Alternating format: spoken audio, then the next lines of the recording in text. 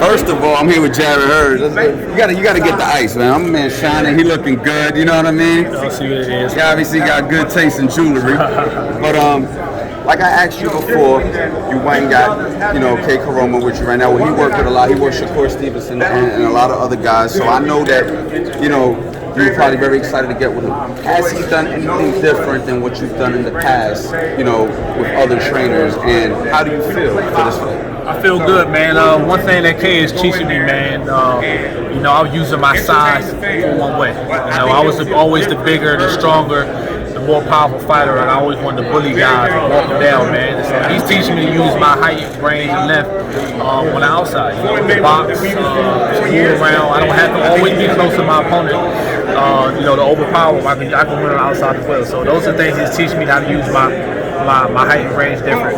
But don't ever get it twisted. I still got that dog in me. We know that. And I wanted to ask you, where did that initially come from? Because fundamentally, I'm a boxing trainer as well. And fundamentally, we always teach a guy like you who has good distance, good reach to fight, but you kind of always adapted the hands up, kind of similar to like a Winky Wright, a High Court tape, but then you throw big power shots behind it. And you also have the ability to show the road, bend the waist, do all the beautiful things that Floyd Mayweather, funny to win on his card. I seen you pulling out some of that type of stuff. Where did you say to yourself, I'm just going to walk these guys down, get them out of here? Where did that come from? And when you had the ability to do other stuff? Well, listen, originally coming up in my weight class, man, everything the law was number one. And we all saw the fight with him and Angulo. We always knew that was his toughest fight. Even though he won, that was his fight. We had a lot of trouble there. He kind of moved and outboxed a lot of guys, but that Angulo would walk him down, stay in his face. He was having a lot of success. So coming up, I started off that way, boxing and things like that against Frank Galaz and Oscar Molina and things like that. But as I wanted to eventually know I was going to face Eric Landon, the fights coming up, I started to practice my Angulo. So this is literally because you had a mission. There you go. So that's when I went at Tony Harrison that way and defeated Austin Trout that way, and I started fishing. Now, which style do you feel most comfortable in? Would you say that style is that's your natural habitat, or would you say that you prefer to box slick and touch a guy, step around the guy, use upper body movements? Which do you prefer? Well, I ain't gonna lie to you. To be honest with you, staying close and fighting toe to toe is easy because you're not spending as much energy. You're not using your legs as much, and it's kind of like being lazy. It's kind of being lazy, you know what I mean? Yeah. So at the end of the day, that style is easier for me to do.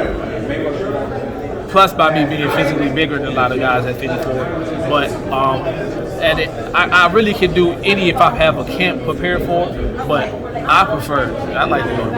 Now, my last question is touching off what Lewis had said. I didn't know. I wasn't aware of this. You guys were scheduled to fight at one weight, and then you asked for a higher weight, and you were apparently sending him pictures of pizzas and having fun with him on Twitter or wherever it was.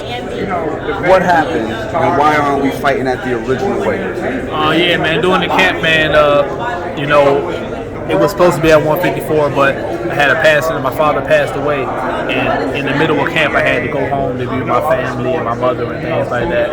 And I wasn't sure if I was still going to fight. I was going to probably pull out the fight, but I figured that's not what my father would have wanted. He wanted to continue to face the fight, so I just moved it up a weight class. And that's how the weight class got changed, man. And this whole thing with Luis Arias keeps speaking on the weight. Are you struggling to make weight and things like that?